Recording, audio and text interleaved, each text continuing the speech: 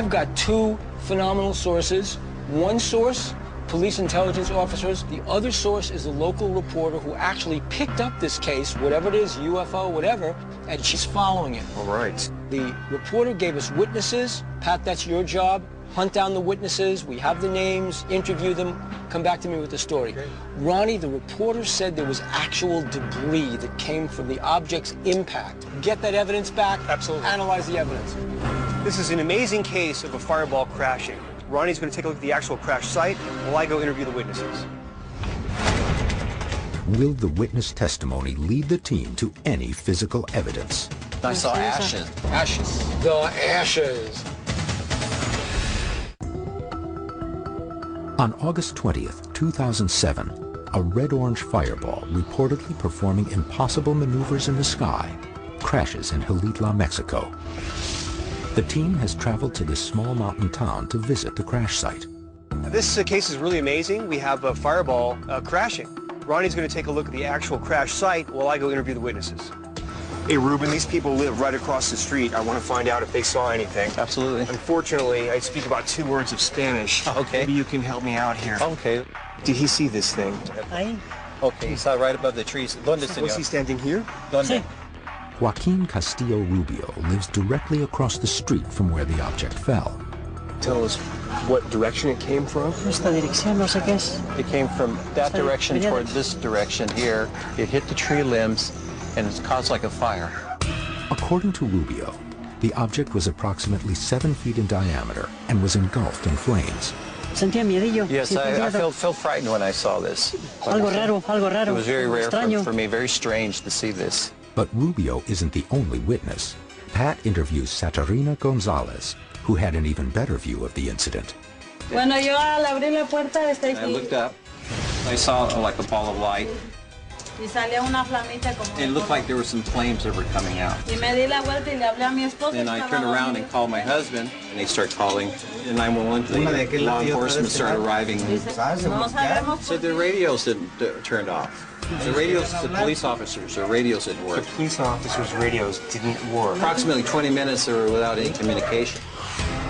From approximately 4:30 to 4:50 a.m., 30 minutes after the crash, the entire area was under complete radio silence and lost all power.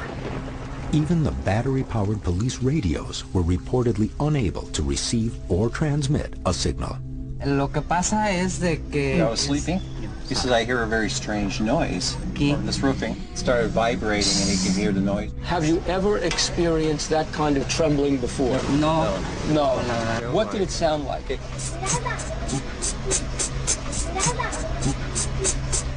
la nave. I saw like a small object, Nave, o sea, a pequeña. small ship. Maybe it was a UFO.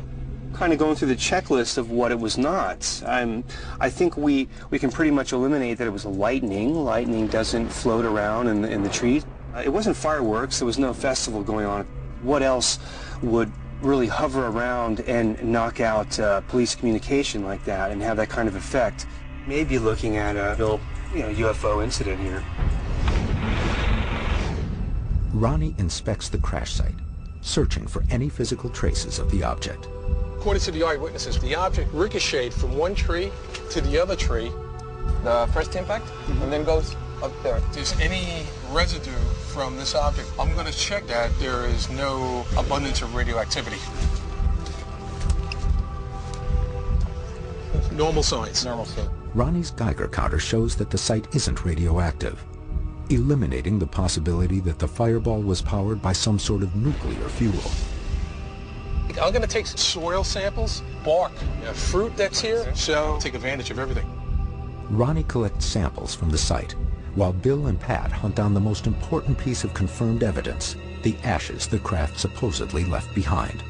Ceniza. Cenizas. Then I saw ceniza, ashes, ceniza. long ashes. They were about that length. These were long ashes. Ashes. We all know what we've got to get, right? Right. The ashes. Maria Luz collected the ashes. She's a local reporter. We should go talk to her about the long ashes. Bill interviews Maribou Villalobos, the beat reporter sent to the crash site. She actually saw and handled the ribbon-like ashes, which did not disintegrate when touched. Can you describe the ashes to me? Anything special? It was about 2 centimeters wide, a black and gray matter. It was somewhat hard. It didn't just crumble. It had a hard surface. Can you tell me where you took the ashes? I gave them to Mr. Carlos Arellano. Es policía, ¿verdad? Yeah, he's a police officer. We are one single phone call away from getting actual debris, ashes, that might have fallen out of a UFO. I'm going to call Carlos Arellano right now to get those ashes. Can I speak to Carlos Arellano, please? Although Arellano was unavailable for an interview, he agreed to send the ashes back with the team.